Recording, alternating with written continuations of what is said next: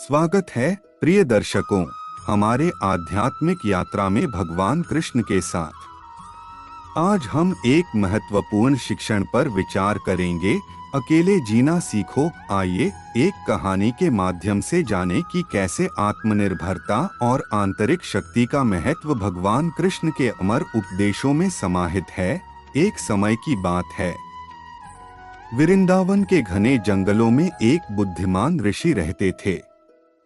ऋषि अपने दिनों को ध्यान और चिंतन में व्यतीत करते थे, प्रकृति की एकांतता में शांति पाते थे। उनका एकमात्र उद्देश्य भगवान कृष्ण के दिव्य उपस्थिति से गहरे से जुड़ना था। एक दिन कुछ युवा शिष्य ऋषि के पास आए, ज्ञान और मार्गदर्शन की तलाश में। वे जीवन की चुनौतियों और अकेलेपन के डर से परेशान थे। ऋषि ने उन्हें गर्मजोशी से स्वागत किया और कहा, मेरे प्रिय बच्चों, सच्चे आध्यात्मिक विकास का सार अकेले जीना सीखने में निहित है। यह एकांत में है कि आप अपने आंतरिक स्व और दिव्यता से जुड़ते हैं। लेकिन गुरुजी, हम एकांत में शांति कैसे पा सकते हैं? बाहरी दुनिया में तो बहुत सारे विकर्षण और डर हैं। ऋषि, मैं तुम्हें एक कहानी सुनाता हूँ। एक कहानी भगवान कृष्ण की, और उन्होंने कैसे हमें अपने भीतर शक्ति खोजने की शिक्षा दी। ऋषि ने युवा भक्त सुदामा की कहानी सुनाना शुरू किया, जो अपने साधारण पृष्ठभूमि के बावजूद कृष्ण के प्रिय मित्र थे। ऋषि सुदामा एक सादगीपूर्ण जीवन जीते थे और अक्सर कठिनाइयों का सामना करते थे। लेकिन कृष्ण ने एक बार उनसे कहा था, सुदामा, सच्ची शक्ति तुम्हारे भीतर से आती है। अपने साथी में संतोष पाओ और अपने आप में शांति खोजो, क्योंकि एकांत में ही तुम मुझसे सच्चे से जुड़ पाओगे। वर्षों बीत गए। सुदामा ने कई परीक्षाओं का सामना किया, लेकिन उन्होंने कृष्ण के शब्दों को याद रखा।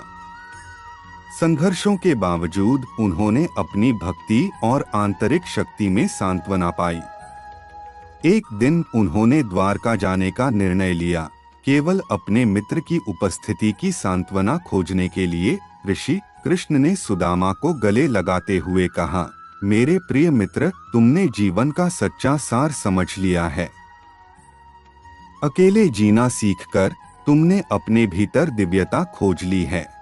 ऋषि ने अपने शिष्यों की ओर देखा और कहा, सुदामा की तरह तुम्हें भी अपने भीतर शक्ति खोजनी चाहिए। जब तुम अकेले जीना सीखते हो तो तुम समझते हो कि तुम कभी अकेले नहीं हो। कृष्ण हमेशा तुम्हारे साथ हैं, तुम्हें मार्गदर्शन और संरक्षण करते हुए। प्रिय मित्रों, जीवन की यात्रा अक्सर हमें अकेलेपन के क्षणों में लाती है। इन क्षणों को अपने आंतरिक स्व और दिव्यता से जुड़ने के अवसर के रूप में अपनाएं।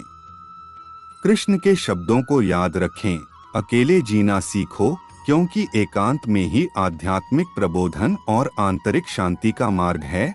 इस आध्यात्मिक यात्रा में हमारे साथ शामिल होने के लिए धन्यवाद।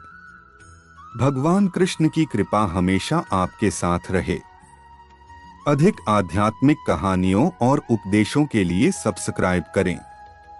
दिव्य संदेश फैलाने के लिए लाइक, कमेंट और शेयर करें। जय श्री कृष्ण।